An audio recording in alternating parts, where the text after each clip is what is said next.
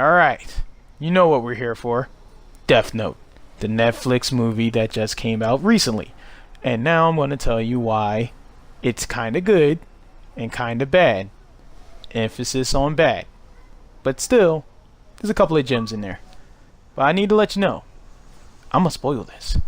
I'm going to spoil every goddamn part of it. I will ruin it for you and you will thank me. Anyway, back to the movie. Now, one of the worst parts about it is the random jumps through between scenes. See that? I killed 11 zombies. You never seen it. And most of this movie is the same thing. Everything that made Death Note a good movie is all put behind the scenes. Except for one part. Ryuk. Ryuk's the best part of this movie. You know why? William the fucking Foe. You ever see that guy? He looks creepy normally. So when they put that costume on him, it's like, Jesus, man. Why? Why does that exist? And I never want to speak or hear or see it again. But it was so cool. And that's the best part of the movie. And I'm not gonna lie. They got a few other characters, right? But I'll get to it when I get to it. Let's talk about the most blatant wrong in this movie. Light Yagami. Or Light Turner. Or little whiny bitch boy who always talk about, man, I'm super smart, but prom's tomorrow. And you think I'm exaggerating, but no.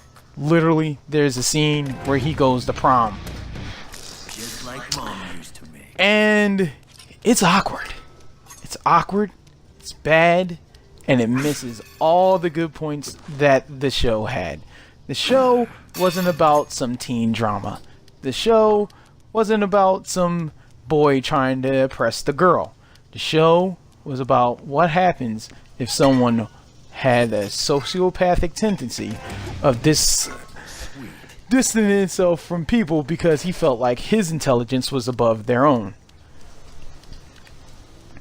Basically, what happens if a bad person gets power? And that's what made it good, because there was two people of equal intelligence in a battle to try to discover the other. And it would cause whoever found the other first would most likely die. Excuse me, I'm trying to explain something. Oh, drop this.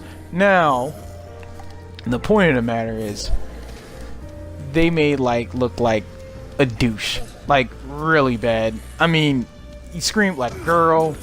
He wasn't very smart. And on top of that, he was just trying to impress Misa, which, if any true fan of Death Note would know, he pretty much used her. I mean, it's a bad thing to do, but that's the character he is. He's a bad person. Like, take it here. Hold up, wait for load scene. See these chuckle fucks here? These are bad people. You don't sympathize with them, because in the middle of a zombie apocalypse, they're sitting there taking medicine that other people could use. Not to mention, trying to rob the place. Like, seriously, what you gonna do with money? There's people eating people and you want to take money. What's wrong with you? Look, how you gonna feel bad for this guy? He's about to kill this lady that did nothing. And they did the same thing with Light.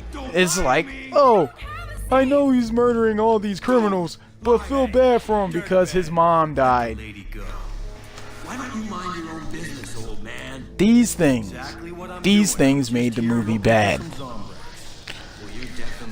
And then, let's talk about the elephant in the room. L. Poor L. Stuck in the controversy of all controversies. Why did they change his race? I mean, honestly, I don't care as long as the actor does a good job. I mean, don't get me wrong. Egyptians have been changed white, black, all types of colors, but nobody really gives a hubbub about that. Unless your guys in Egypt. Excuse me. I'm explaining something. Now, I will say this. The guy that played L was perfect in the beginning. and then somewhere around the end, it just took a hard slope, 90 degrees straight downhill, cliffside, Wile E. Coyote style platfall of enacting. But I don't think it's his fault. I mean, the guy can't act against a script that's written badly. Especially since they add a random chase scene, like real rap. They're literally just like, okay, I know who you are, and you know who I am. Time for a chase scene away from the prom to a Ferris wheel, where Misa tries to steal the book. What's going on? The whole plot goes around Light and Misa trying to date each other while killing thousands of murderers, while this random dude is looking for him, and then it all comes apart because Misa feels like, no, you're not being the killer I met before. Teenage angst, so much. No, you weren't the person I met, the murderous psychopath that I thought you could be. No. The story shouldn't be focused on that. It's like trying to kill a zombie with scissors. See? Look, it doesn't work. You wanna know why? Because the movie doesn't work. But I will continue to say that I think that this is a good bad movie. I mean, it depends on how you look at it. If you're a hardcore the Death Note fan, you can look at this and then you'll immediately want to murder something. But if you're like me, a little cynical, sorry, I'm trying to talk. Follow me. Move it. I can watch a bad movie and enjoy it for the badness of it. It's like looking at a train wreck, but knowing there's no bodies inside. It's like, oh man, that's great. But with Death Note, it's like, oh man, but I figured out my friend was in that train. Now I feel a little bit bad. But the point of the matter is, it's not as bad as Dragon Ball Evolution, but it's not as good as Speed Racer. It's meh. I would say if you're bored, you want something new, want to see the spectacle, watch this. But if you're one of them type of people that get hung up on, well, this isn't my original Misa, and that guy isn't the right color, and the dad doesn't supposed to do that, and if you get stuck up on little tidbits of a series that you watched, then I suggest you leave this one alone.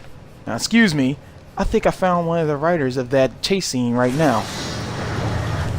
Huh? Yeah! Release the nerds and release the rage. This is what you get for writing in a chase scene in a suspense movie. It's bad. It's bad, Leon. Bad job. You did a bad job. You did a bad job.